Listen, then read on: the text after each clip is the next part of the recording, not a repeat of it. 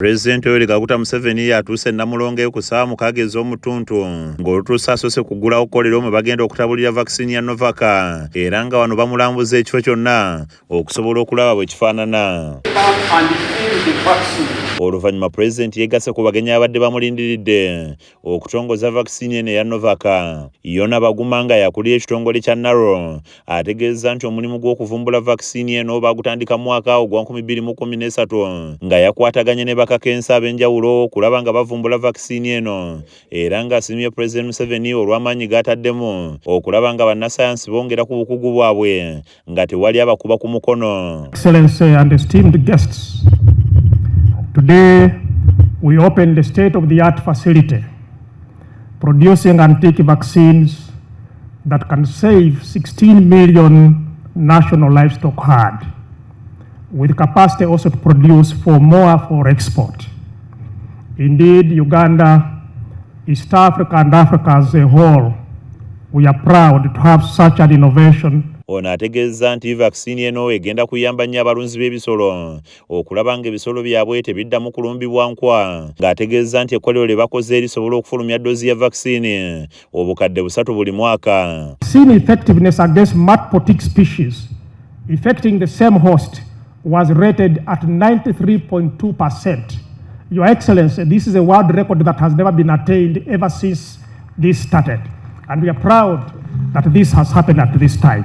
Baguma ategeeza nti balina akatale kanene wano n'ebweru w'eggwanga kyokka nga tebalina busobozi bumala okufulumya vaccine eno, nga wano wasabidde President Museveni abadduukirire n'obuwumbi 600 okumala emyaka 3 kibayamba okufulumya vaccine emala abalunzi obulungi. Ye David Nahamya nga yakulira ekitongole ekivunaanyizibwawo ku mutindo gw'eddagala mu ggwanga ategeeza nti ekkolero lino balirambuddewo okumala ekiseera era ne bagezesa vaccine gye bakoze gye bagamba nti etuukana n'omutindo gw'ensi yonna. Excellency, this manufacturing facility established by Naro is among a few modern pharmaceutical facilities on the continent designed to manufacture veterinary vaccines. We have inspected several on the continent, but this is really ultra modern.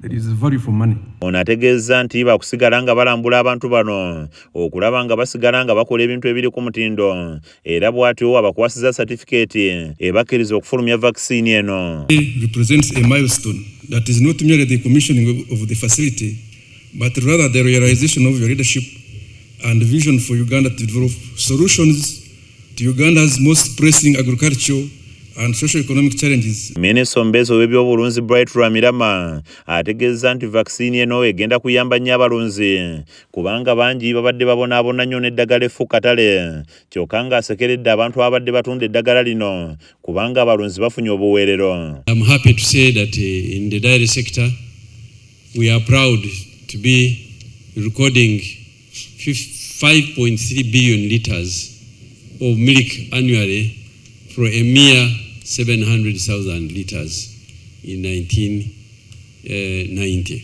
Ye minisita w'ebyobulimi n'obulunzi Frank Tumwebaze ayogedde ku vaccine eno n'ategeeza nti egenda kuyamba nnyo abalunzi wamu n'okuyambako okufulumya ennyama ennungi wabula ng'ategeeza nti gavumenti esaanye okwongera okubunyisa enkola eya PDM abantu basobole okulonda. I congratulate and thank Naro scientists for not only carrying out this innovative and impactful research, but also for the patriotism that enabled the scientists to insist and push on this research. President Yoweri Kaguta Museveni mu kwogera kwe asiimye bannasayansi olw'omulimu gwe bakozeewo okulaba nga bavumbula ebintu ebiyamba eggwanga era ng'ono ategeeza nti abalunzi bangi babadde babonaabona n'eddagala ery'ebicupuli eriri katale ka Uganda nga kati vaccine eno egenda kuyambako abalunzi okwongera ku nfuna yaabwe. So this is a very big step and I congratulate the science community for this.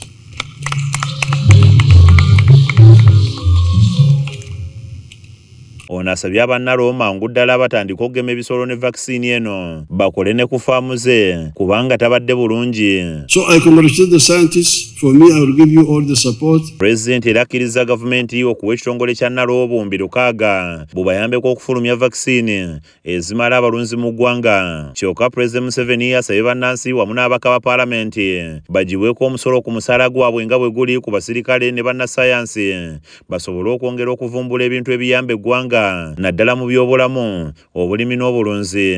Scientists, What if we treat them as soldiers and we said, okay,